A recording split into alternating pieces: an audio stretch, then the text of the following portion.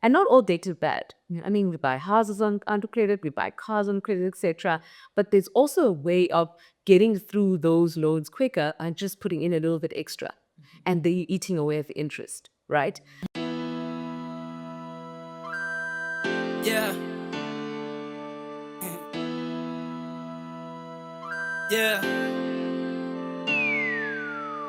Come let me teach you a lesson.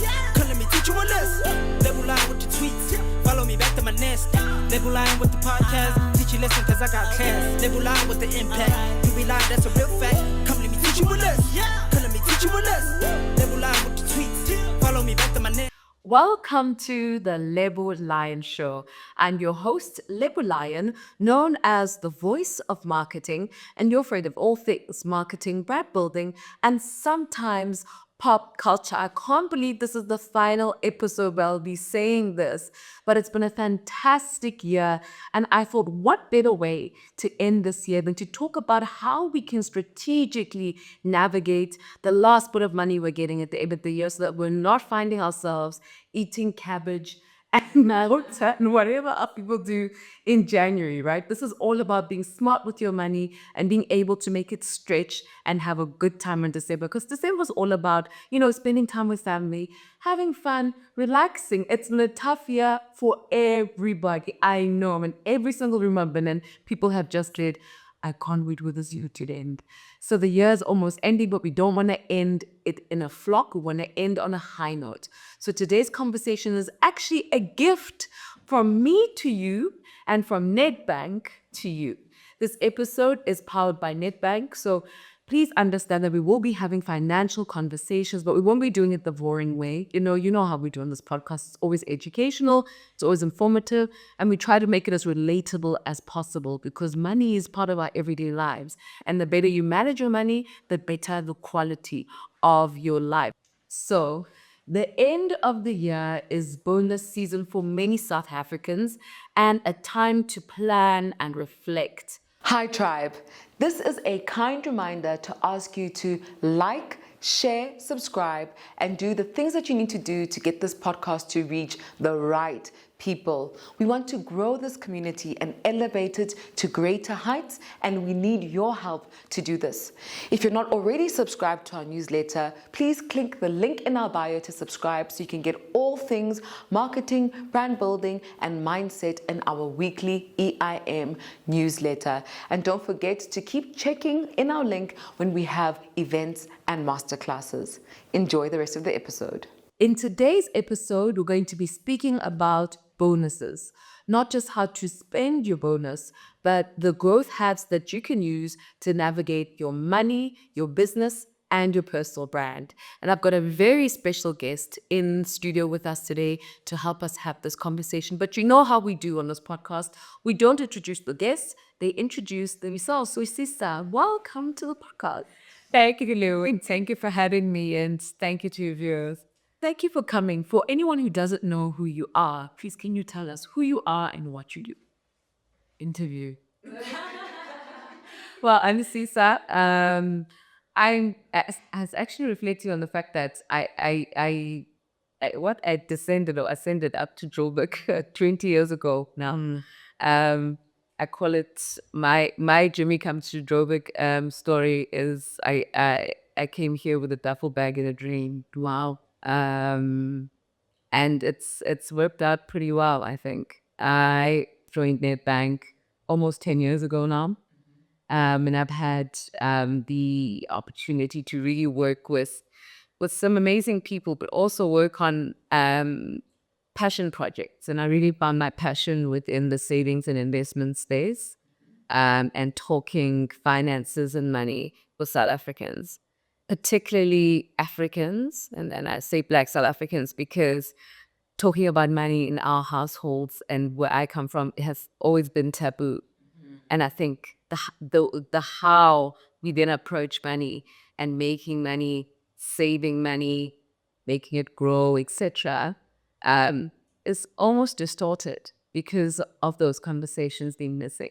So yeah, I'm very glad to be here to have those conversations and empower fellow South Africans and people like us a little bit more, and just have open conversations about money. This is not financial advice, but it is just a conversation about money and just how we view money and the psychology around it. Thank you for that. It's very important to note that this is not financial advice. However, it is a conversation. And if you are curious, you can click the link in our description and go to the Nedbank platforms to understand more about what we're talking about. But Sisa, you're being very humble because you're the head of retail investments at Nedbank. That's a big position to hold for somebody who's only been there for 10 years. Yeah. Tell us, as a woman who's watching from home and she's looking at you and thinking, oh my gosh, I want to be banking. I'm finding this woman to be really inspiring. How do you even get to positions like this? Sure, Leo, I believe very much in grace, and favor. I would say that there's that, but there's also really being able to back yourself, leaning in, and being reliable. Be the person who does what they said they would do it fast, solve problems, and it's very important to also connect with the right people within a working environment. I think women especially struggle to talk about the things they've done, struggle to talk about their work, because we have this thinking that our work will speak for itself, and it doesn't. It really doesn't. Men do it very well. I think if you've ever read the book Lean In, men do it very well. They talk. I mean, they can tick the boxes of a role about like 40%, and they'll still apply. And I always say to my mentees, have the courage of a construction worker sitting at the back of a van blowing a kiss to a girl in a BMW. Amen. Back yourself to that point. So and really that's what it is. It's really courage. And I mean, I've had some fantastic mentors. I've had opportunities to, like I say, work on passion projects, so that it also sometimes didn't feel like work, but I've had to work very hard. I've had to study in between. I have, fortunately or unfortunately, never had a varsity life. I've always studied and worked. So when I came to Joburg, there was no money for me to go to school. I came here and I was like, I'm going to make something of my life. And that's exactly what I did. So I've been very blessed in many ways with opportunities, but I've also really taken the opportunities and worked with them and worked very hard. As I sit here and I listen to you and watch you speak, I'm just thinking, she looks so refined. She's so poised. She sounds amazing. And a lot of people watching at home can also see that and say, I'm not like that. I have an accent. I look a certain way, da da da da da da. And they see these as challenges to their success, or like blockages to their success. How can, and we're speaking about bonuses, right? So this is just having extra money that you're getting. How can people invest in themselves so that they can show up being as classy as Sisa and speaking as well as Sisa does? Do you know, for me, I really think being authentic is better than sounding private schooly. Is it? I say this in meetings all the time with very senior people who are Caucasian, and I'll be like, hey guys, my English is gone now. It's finished. It's now 4 o'clock. My English knocks off at 4. Or I don't have the English word, or I don't have this. And I think the authenticity coupled with learning is I think it's the winning formula. But to your point around backing yourself, sign up for debates and speeches. There was a program, I just forget the name, but I was a member, Toastmasters, yes, that I signed up for quite early on in my career at Nedbank, right? Because I needed to learn how to tell a story. I needed to learn how to project my voice. I needed to learn how to carry myself. And I've also gone through a lot of coaching. I've had a coach for over a year, an executive coach. I've also had mentors, like I said. I think feedback is also very important. It's important to ask people around you, how did you come across? What could you have done better? What could you What could you do differently? Where do you improve? And surround yourself with people who are better than you. I think that's also a really, it's magic, because the sum total of your life is going to be the people around you and how they influence you, right? And if you've got people who are better than you and you're not intimidated, and in fact you are there to learn and you allow people to invest in you, people will do that. And I say that as a mentor myself to young Black females in corporate. Find someone who's better than you, find someone who inspires you, and learn and take things in. And if you do have the opportunity to get someone's time to sit with you and talk to you, make it worth it. Make it worth it. Make it worth it for them, because time is money, and make it worth it for yourself. Make sure that you walk away from that conversation better than what you came. I love that. You walk away from that conversation better than what you came. Yeah. So, guys, if you're watching this episode today, you better walk away like you were when you came, after learning everything about bonuses and how to manage your money. Let's get into this conversation about bonuses, because I know a lot of you are sitting at home thinking, I was just about to spend this money. And Sisa's saying, wait a minute, let's just talk about it a little bit before you start to spend that money. Sisa, people see bonuses as quick, easy money to spend, and disappears very quickly. What do you see people doing with their bonuses? Sure. It's another level of I blew it. It's we'd have a whole series of I blew it on just bonus money.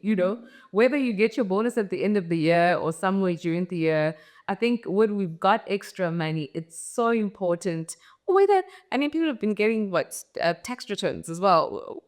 All that kind of extra money, the money that feels like it's free. You must plan for it.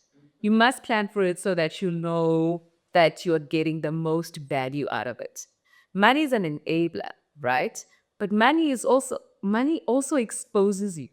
It exposes whatever you're lacking, whatever you actually got. Really, it backs you where it should, and it also exposes you when you do have it.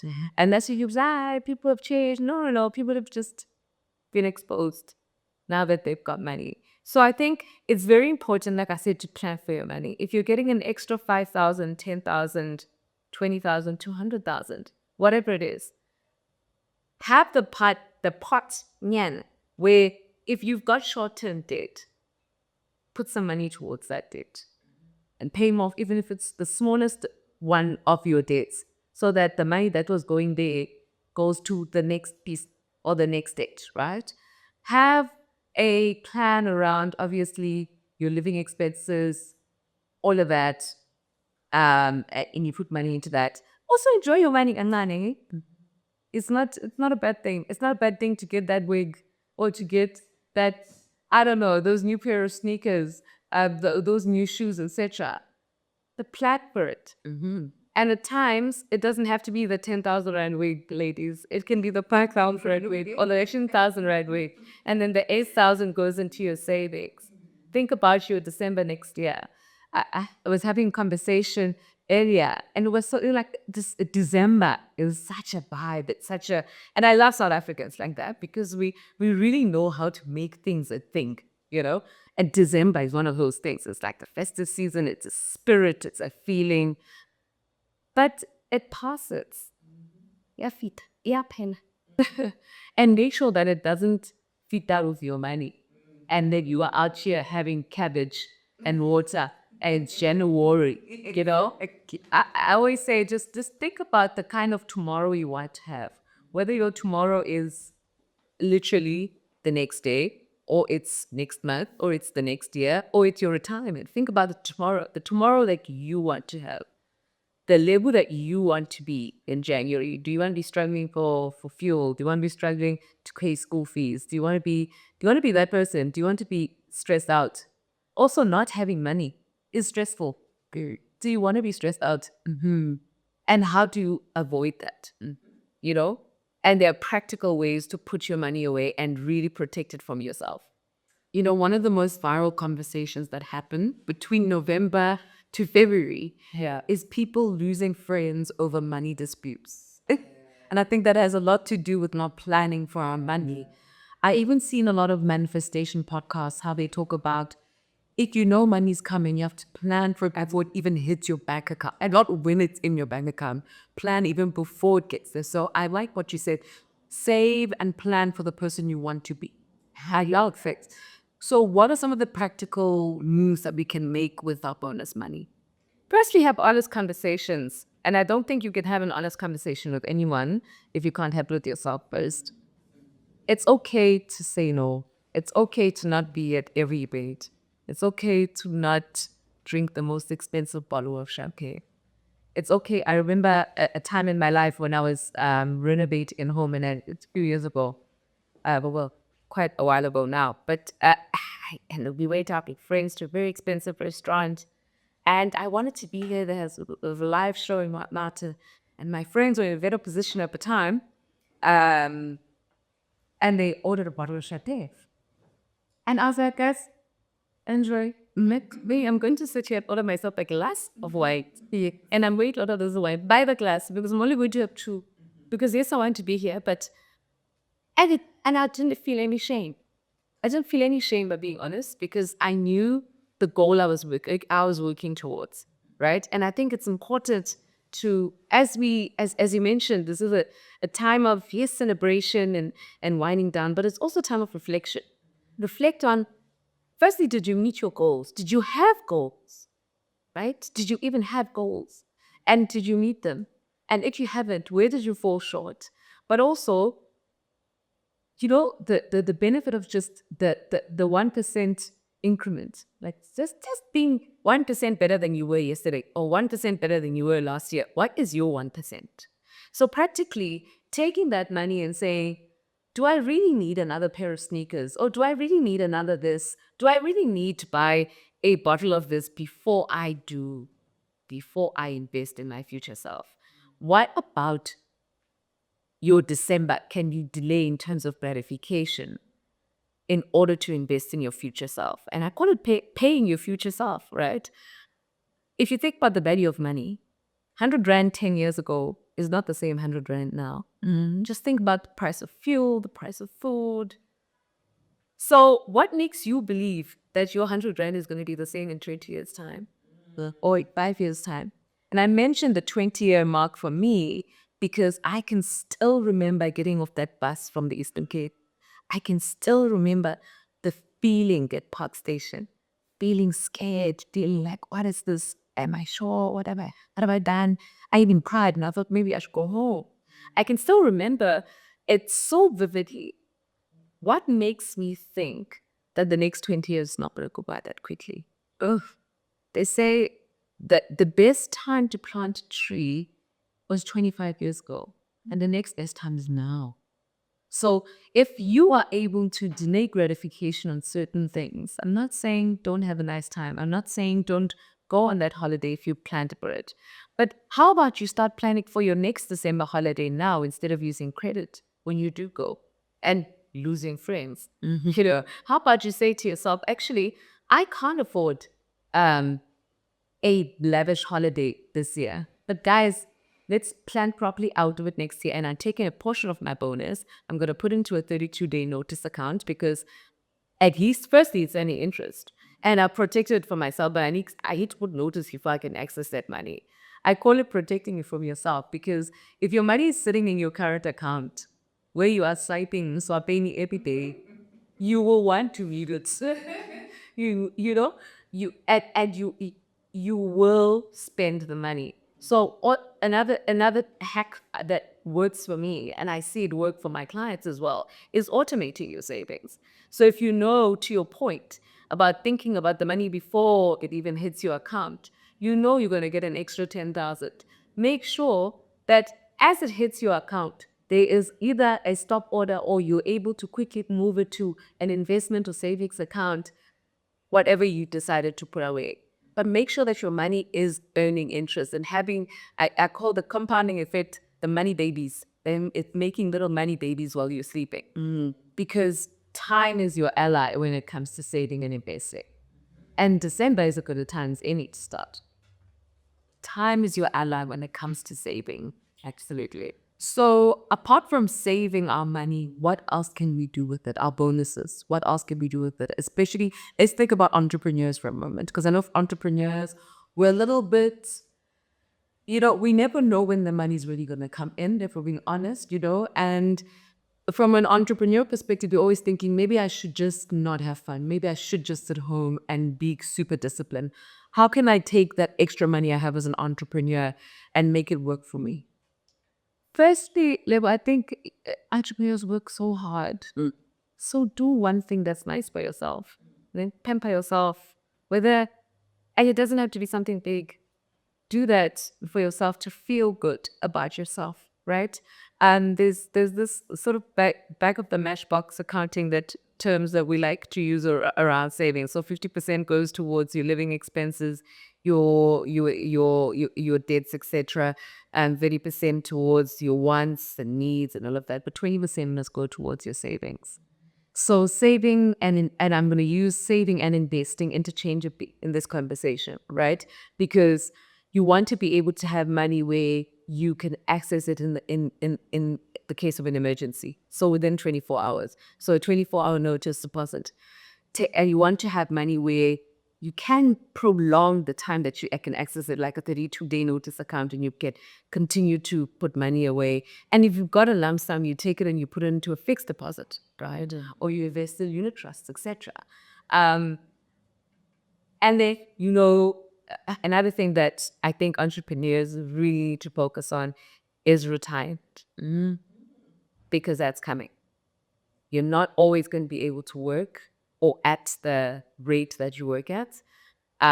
So, and I understand, because money sometimes is so irregular, right? It's not like, HR deducts my pension fund from my account before my money before it even hits my account, right? So how do you ensure that things like your retirement annuities are in place? And often have a retirement annuity, contribute of the maximum that you can within that tax year with the little extra that you have. But also in terms of you as a business, consider paying certain things in advance. You can pay for water and lights in advance. You can pay your bond in advance. You can pay your car in advance. Consider paying off debt. Like I said, the sort of like the snowball effect around debt. Take your smallest loan or take your smallest short-term debt. Pay that off. And with the money that you were servicing that debt, you can start servicing the next and the next and the next until you get yourself to a point where you don't have short-term debt. And not all debt is bad. We buy houses under credit, we buy cars on credit, etc. But there's also a way of getting through those loans quicker and just putting in a little bit extra. And then you're eating away at the interest, right? So when you do have extra money, think about your living expenses, which is the 50%. So can you put a little bit extra to your bond? Can you put a little bit extra to your water and lights bills? And your wants and needs, because you also work quite hard. You don't want to go through your life miserable, and you've got different money architects, and there's people who are the Scrooge ducks, there's forgifters, there's whatever, but do it all those things within reason, but also never neglect putting money away for your future self, because you also, and even people who are permanently employed, no one is guaranteed work in this country, actually anywhere. A few months ago, Disney laid off 40% of its employees. Disney. And everywhere, everyone is laying off. You don't know what you don't know. So you've got to back yourself financially and make sure that you have those pockets and those different savings and investment tools in play in the background where your money is working for you, for your future. And love those tips that you gave us, the 50, 30, 20 ratio. Yeah, as lovely. I use that. And the snowball effect, I use that to build my car. So those things actually do work, guys. And I've never worked in a corporate, so I've always been an entrepreneur. And those tips that Sisa is giving really do work. But just for clarity, I'd like us to define what a fixed deposit is. a fixed deposit account and what unit trusts are. Okay, yeah. So your fixed deposit is basically, I mean, there's terms from 1 month to 60 months. Yeah, she've got 5 years, right? Generally. So you need to make a decision in that case about your saving goal, right? So it's usually considered medium to long term, right?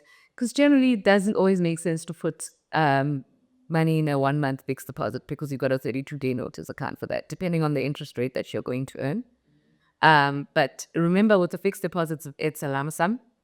You can only invest in it once within that term. So if it's 12 months or 60 months, you can only put the money away once within that term. So you can't add to it. And taking money out of a fixed deposit within that term comes with penalties. So you need to be able to live without that money and ensure that you're not touching it, right? And then your trust-based investments are generally investments where you can add to them. Also medium to long-term strategies there, depending, and they're backed by different funds. They are backed by, it would be a fund, it could be cash, it could be properties, and those are kind of the asset classes it's like, and so the pieces of money, if you are pulled together and invested into those different asset classes, and depending on your risk appetite, then you will obviously choose whatever fund.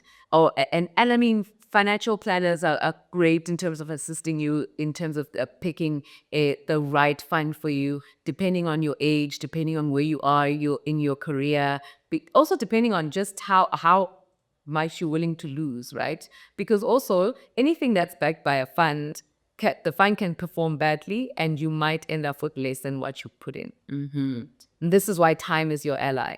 So if you're going to go that way, it must be a longer term strategy. The beauty about fixed deposits is that you will never get out less than what you put in.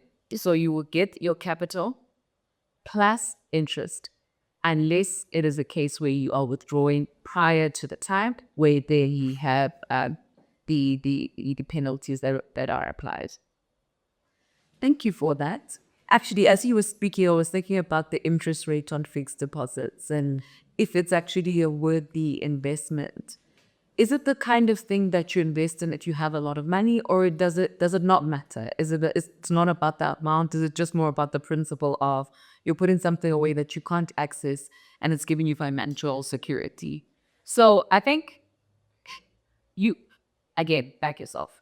So back yourself by doing the research. Understand what interest rate you can earn at what of what term, and be clear about how accessible that money needs to be. Hence, I said you need to have an emergency fund. That cannot be a fixed deposit, right? Okay. That because you can't access it within a short period of time, like 24 hours. A 32-day notice is also a great way to save because you can keep saving and adding to that money, but you know that maybe you're only traveling in a year with the girls. So you take that money and you consistently put in 3,000 Rand in there, and you're going to put in notice just before your trip, right? When it's time to pay for whatever it is that you're paying for. Then you also consider longer term strategies and light fixed deposits. So if you're putting your money away, and like you said, it's a principal thing. You can put away from as little as 1,000 Rand into a fixed deposit to over 1,000,000 Rand. Whatever amount that you have within that range, you can put it in a 1 to 60-month fixed deposit. But also there's tax-free savings investments, right? And I always feel I don't do people justice when I don't talk about tax-free savings, because it is just that any interest that you earn on a tax-free saving is untaxable. And you have a lifetime contribution of 500,000 Rand, annual limit contribution of 36,000 Rand a month. So when you do have a little bit extra, a great place for a long-term strategy, investment strategy, is to take your money and put it in a tax-free savings, whether it is a savings account, or it's backed by a fund, or it's fixed deposit, a tax-free fixed deposit. You can do that once a year and then roll it over every single year. But remember, you can only contribute up to 36,000 a year. Anything that is an over contribution is taxed, or penalties do apply. You can contribute 500,000 in your lifetime. Any money that you take out of it, you can't replace. So if you're at 500,000, you take out 100,000, you can't put that 100,000 back. And this one is where you allow time to be your ally. You leave it there. That is part of your retirement strategy. As an entrepreneur, if you're thinking, I don't have I don't have a pension fund, that in conjunction with, say, an RA is a very great retirement strategy for you to start putting money away for when you cannot work. Yeah.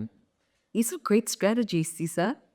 Thank you so much. And you speak about them in a way that's so easy to understand. And I think part of the reason why people are afraid to take their finances into their own hands is because of the jargon. Yeah, just like, I don't know what an RA is or whatever, retirement annuity, da da da da. All these words, big words, I'm overwhelmed. And I'm embarrassed, because I think a lot of people also think about, do I have enough money to start saving? So that's one of the biggest questions online. Do I need to be earning a big salary to start saving? Do I only save my bonus if I feel like my salary is not enough? How do I perceive that? I call saving a psychology, and I'll tell you why. There are people who earn very little, and I'm sure you understand the stop-fall construct. I always talk about if it's someone who is a domestic worker, who I speak about my own family. My aunt who raised me, along with my mother, who was a single mother, was a domestic worker all her life. But she always had a grocery stockpile. She always had funeral cover, which was important to them. Um, and it makes sense, right? Because funerals are a big part of our culture. But with the little that she had, that stockpile money always came out. It was 50 rand. Every month I was taking 50 rand to mom so to contribute to the stuff. And things have evolved. You obviously don't want to use cash. You don't want to put your money in someone's account. You want to have a club account or a stopfall account, but the concept is still the same. And the old age, who is faithful with little will be faithful with much, applies here. Principle applies here. Because if you don't get into the psychology of saving with the little that you have, it's very difficult to do it when you've got a lot. Because consumerism is also a psychology. And if you think I'm wrong, then watch just one season of Adluit. Why? Our favorite show. Back So Mazen always mocks me. It's like, why do you watch this thing? This is depressing. Like, it fascinates me. It really does. That you can have 20 million rand and then you wake up one day with that last message from your bank say insufficient funds. And then, but why do they always just wake up when it says, I mean, it's been coming down this balance high, but it's because you don't face your finances. It's because we do mental accounting when it comes to budgeting instead of writing things down and putting them on a spreadsheet or using a budgeting app. And we've got access to technology tools. You can use a budgeting app. You don't have to, and most banks actually enable you to see what's coming in, what still needs to go out of your account, how much you're in the red. You can check your credit score pretty quickly. All these tools are there, and I mean, I'll speak about the Nedbank Money app. All of these tools are there, and you can quickly see what it is you're spending your money on and what it is you can cut back on. And unfortunately, there is a level of having to delay gratification. But for me, what makes me feel better about it is Sisa of the future. I'm investing in that Sisa. And if I don't take my money and invest it or put it in an interest-bearing account, I'm actually stealing from my money. Yeah. Because unfortunately, inflation is inflation and it's not going to stop. So you're going to have to find a way to protect your money, firstly from yourself and just from living expenses. I love how you keep reiterating this concept of saving and investing is for your future self, right? And the fact that money depreciates, the value of money depreciates over time. So when you were Sisango King 20 years ago, you were at Park Station, that 100 Rand had more value than 100 Rand has now. So if you didn't have smart money moves and growth hacks, you wouldn't be where you are. And that's very important. So Nedbank has said that we need to summarize this for you. And I think it's actually very clever that they said this because that's what we do on the podcast. We make sure that you understand these big concepts that we're unpacking here in small bite-sized pieces. So we've got 10 business and brand growth hacks for closing the year strong. Let's run through them, Sisa.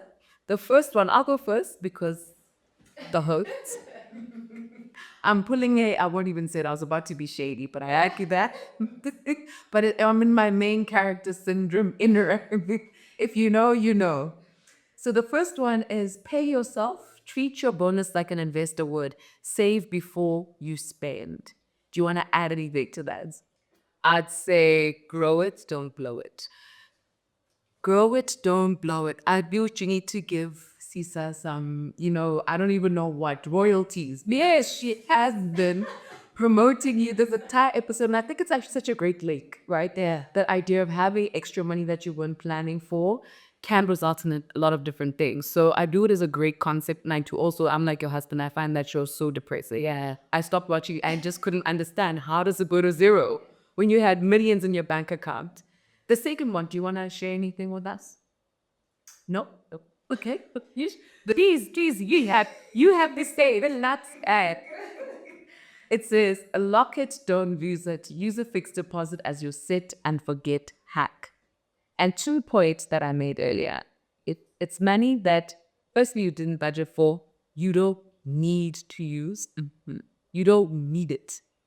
Let's define need, because some people will say, but I need all my money. I don't have the money that I want. The salary is too small. If your salary was enough last month, your salary is enough in December. And if you planned for December, you don't need the extra because it will go. There will be someone with a need that you now need to meet. And another thing that we need to do, guys, I think, is be honest with our families as well, where I can't afford it. I can only afford groceries for 2,000, not 10,000. I cannot afford to buy everybody Christmas clothes. I cannot afford to do this and that and that and the other. And be honest with yourself. Do you really need, having a conversation with friends around how, I'm from the Eastern Cape, so people in the Eastern Cape say we hire cars when we're going down there to, and then people really do that. Really. And it's mostly for people who don't care about you. And you probably don't care about them. And you speak to me like I've always had the right Maggie mindset, and I didn't. I always tell that people about a time where I bought a car. Imagine, single in my 20s, I bought a sedan, a German sedan, to impress people. I didn't even like them. I didn't like them. I took back, but I wanted to impress them. Did I need that money? I was filling a void in myself. And so I'd say, money exposes you. Money exposes things that aren't healed. Money exposes your fears. Money exposes how you want to be seen. And you need to get to a point of self-validating and using money as an enabler for your whole life and not just a period in your life. Because December will end. Who do you want to be after December? Who do you want to be in 10 years' time? And unfortunately, like the tree concept, you need to decide today who you want to be in the next 20 years. Because then life just happens to you. And I don't know if that's what you want. Don't want life to happen to you. It should happen through you and because of the decisions you're making. Profound and very deep for a December episode or a Bimba episode. But we need these hard conversations, guys. It really enables us to build the lives that we want to live. The third one is invest in skills, courses, certifications, or coaching that build long-term value. So for me, I always say education has the power to turn a nobody into a somebody. Back to the girl who arrived with a duffel bag and a dream. No idea how to get into university, pay for this, pay for that. I recently graduated my master's cum laude. Congratulations. I made a decision a long time ago to say I'm going to be educated. Education means something to me because I think, like I said, it can turn a nobody into a somebody. It can turn someone who doesn't know anything about anything into someone who can speak in rooms and command crowds. So back yourself once again. Back yourself. Invest in yourself. Invest in your learnings. And it doesn't have to be a formal degree. Invest in learning. Get online. Find something that's free. It doesn't have to be expensive. But make sure that you're constantly learning. I also say, I mean, which is it's a nice leisure way of learning, but travel is also a beautiful learning and it's an education. You don't have to be traveling first class or 5-star. Move around, see things, meet people, see, experience people who speak different languages and live differently to you. Invest in broadening your mind. Yeah, I love that. The fourth one, which is one of my faves, build your digital footprint, update LinkedIn, refresh your website, showcase scalability. Absolutely. I mean, I don't know how many recruiters I don't think there are any recruiters who don't go to things like your LinkedIn. Also, keep your social media clean, guys. Please repeat that for the ones at the back. Keep your social media clean. If this is recorded, if it is put on a social platform, it is on the internet forever. Make sure that is whatever is day to day is something you're going to be proud to see in 20 years' time, and your children are going to see, and you're going to be happy with it. Your employer can see and it does not discredit you from a promotion, from a raise, from exposure into a different crowd. I know things are fun. I know when to live it up. I know, but if you're not going to be proud of it in the next year, 5 or 10 years, don't put it there. It lives there forever. And potential employers, check your social media platform because you are a brand and you are an extension of a brand that people work very hard to build. And also, just in terms of yourself, building your own brand and be intentional about curating how you want to be seen. Make sure you have the right content that promotes what you want and what you want to receive from potential professional spaces. I love what you're saying. And we have that conversation often on my platforms. And one thing people always say is, so you're saying I have to be boring? Are you saying that I have to be professional on every single platform and speak formally? What does keeping it clean look like? You know, it's unfortunate that it's something sound misogynistic and it's not pro-feminist. And I believe in feminism, guys. I believe in proportion of women.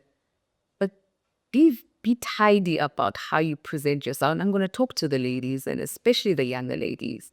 Be tidy about how you present yourself on social media. If they can screenshot a half-naked picture of you and one day you want to be a CEO or you want to be a judge or you want to be taken seriously, is that a picture that you want to come up next to your name?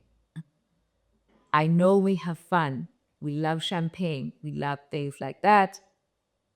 I am so strict that even with friends, if there's a lot of liquor around and there's a party, don't tag me, don't put that on social media about me. I don't want to be seen in a certain light. And it's not about being boring. It's about being responsible with the brand that I'm building and intentional about the brand I'm building because I want to be trusted with big things, right? And I mean, sometimes your career is about that. And be clear that that's your career, that you're a Victoria's Secrets model. You know what I mean? So that's okay. I'm not. And that's why I'm saying that you must apply a certain level of intentionality. I've seen cringe posts on things like LinkedIn, people talking about looking for a husband and a boyfriend. That is not the platform. It's really not. And sometimes, no matter how mad you are to an employer or a client or whatever, that is not where to put it. Because how are you perceived? Who then, which brand is gonna want to work with you again?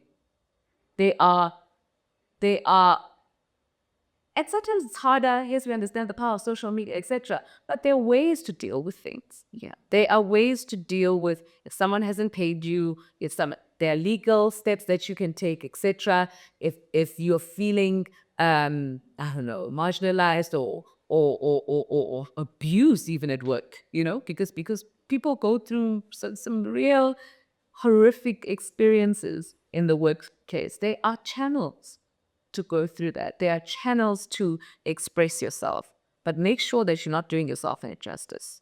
I think we've all seen, just so sure people are wondering, but it's Nedbank, we've seen some of the things that have been trending about couple that have protect yourself from silly things in the workspace. Treat work like work. You are here to work. Protect yourself from silly things. And I'm not going to elaborate on that. Yes. Give it at protect yourself from silly conversations. Yeah. My aunt, who I look up to very much, who used to, she worked for the UN, and she always says to me how she protected her brand. She was very beautiful, very smart, so dynamic young woman, and a lot of people wanted to be around her. Men, obviously, in the industry, and she said, "I never wanted to become a big time story. Oh, I always left the party first. I always left the dinner first. I always made sure my name wasn't mentioned, where there's lack of integrity being mentioned, and I made sure that I was the responsible one. Made sure that I delivered on time or even before time, and I made sure that I did things better than what I did yesterday."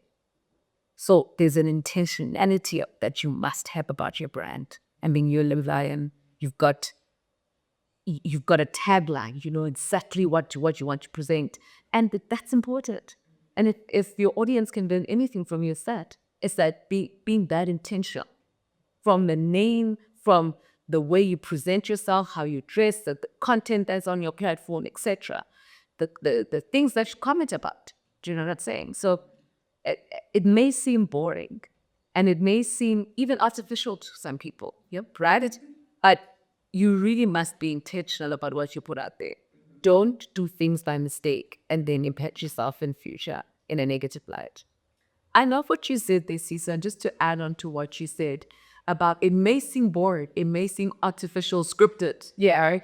But the crazy part is when you show up intentionally, there's a system, there's a formula, there's a process. And that mitigates getting yourself in hot water with funny things or showing up in ways that you're not supposed to. So that actually guarantees that you will monetize whatever you do for as long as you do it, because you were so intentional in it, right? And I think that also speaks to bonuses, saving, investing. You have to be that intentional. You have to strategize, etc. So I love what you just had it. Guys, the head of retail investments, yeah, just say what I've been saying. Okay, so I'm not delusional. Take your social media very seriously. The fifth point is audit your brand finances. Know your numbers, clean out debt, streamline accounts. Like I said earlier, the mental accounting does not work. Know your budget, know what's coming in, know what's going out. Do you know that there are people who don't know how much they earn? You ask them today, they don't know. They don't know what their expenses are. That's a very dangerous place to be, because to the point that you're making earlier, you have to be that intentional even with your finances. You've got to be that rigid. And I'm not saying be Scrooge McDuck. Don't be out there having fun, but be clear that it's not at the expense of your future. So we spoke about debt management. We spoke about paying off debt. You have to be intentional. Find yourself an accountability partner. When I had a lot of short-term debt, I actually found myself in the same situation as a friend of mine, very close friend of mine. And we started speaking about it. And I was blessed enough to be able to be honest, and she was honest with me. And we started sending each other like statements every single month. Did you pay this? Yeah, I paid extra. This is my statement now. Okay, I'll close this. I'm done. Find yourself an accountability partner. You know, Write things down, make them real. Be clear that, and like I said earlier, automate things. Automate the extra payment so that you do finish it, you finish off your debt quicker. Automate that saving so that you know that there's limited cognitive involvement from your side and you thinking about, my this and maybe I don't want to. And then it becomes normal, guys. You actually you you normalize the fact that this is not my money. I have friends who are like, when you will have money saved, but you say you don't have money. I'm like, yeah, I don't have money for this. That money is not for this. That's not even my money. That's future me's. That's future me's money. That's that can nothing to do. So it's very important to be that intentional about your finances and not think that things are going to happen by osmosis, because even when you do have money, you will lose it if you do not know how and what to do with it. 6, network intentionally. Use festive events to build partnerships, not just socialize. Absolutely. And it takes working. I think I'm what do they call it? An ambivert, okay? Where I am extroverted in certain spaces and they introverted in other spaces. And I get people fatigued. And it's funny how I see it in my daughter. So she's 2. She asks people, she'll play, and she plays it by herself. Well, like, some of the other kids are so big. She's just like, yo, and then she'll come back, right? So I know that a lot of people who say, I'm an introvert, it's too much for me, I can't do this. And I tell my mentees, get over it. That is the part that you need to dial up. If you're not naturally inclined to striking up a conversation, no one's saying go and talk to everybody, be the light of the party everywhere you go. But there are spaces where you must be intentional. If it's a networking event for work, make sure that you are showing up, you are heard, etc. I always say to people in the corporate space, have a stakeholder map. Understand where your key stakeholders are and engage with them at least once a quarter. And make it meaningful. Have an agenda.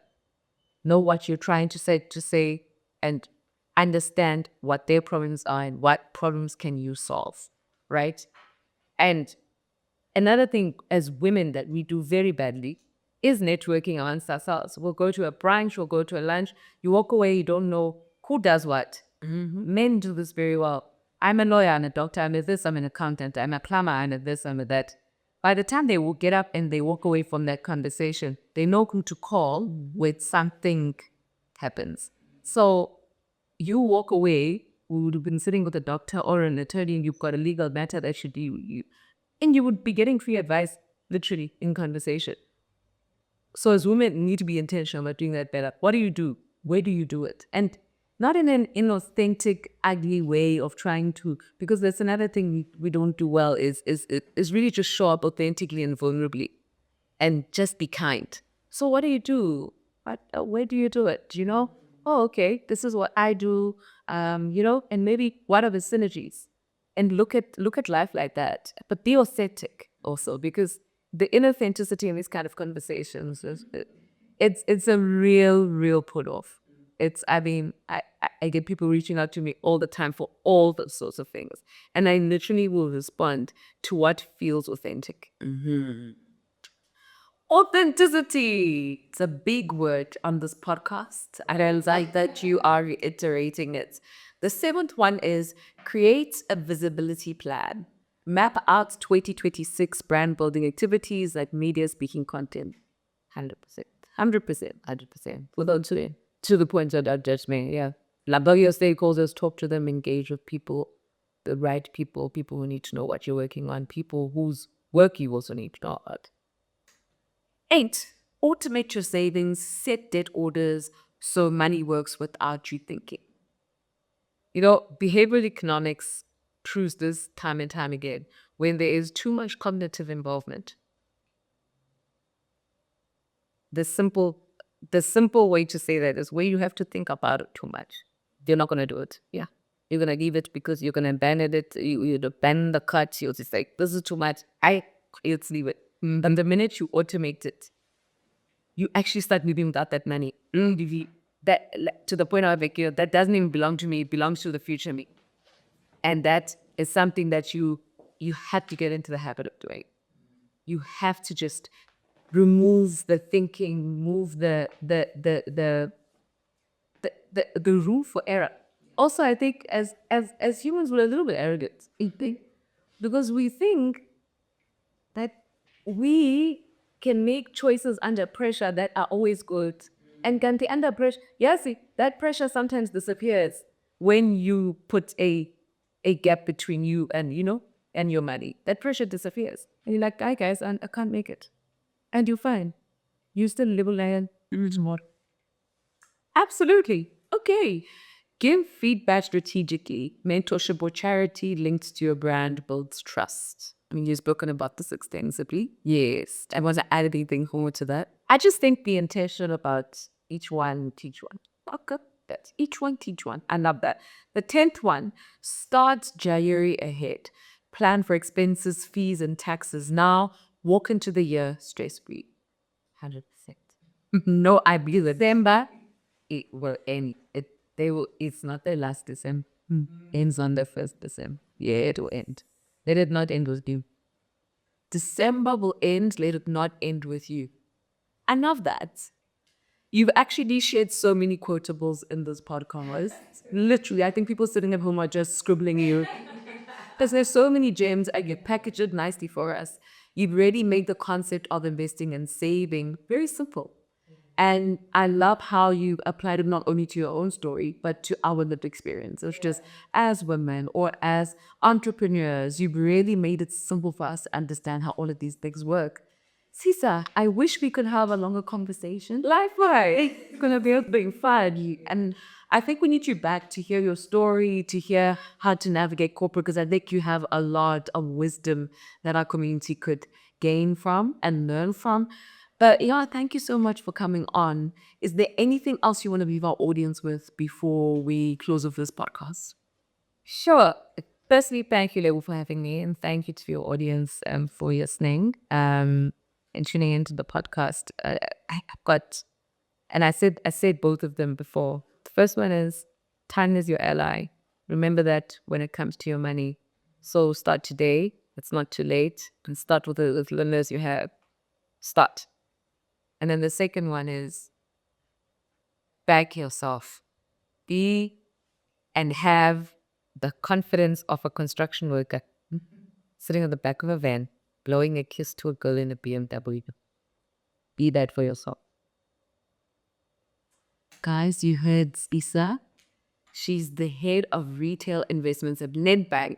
And if that doesn't do anything for you in terms of taking her wisdom seriously, I don't know what will. I know the festive season is upon us, but I want to urge us all to take notes from this episode and really take a step towards implementing at least one of the principles that were shared. We're not just trying to build beautiful lives on this podcast, we're also trying to create safety for ourselves for a long period of time.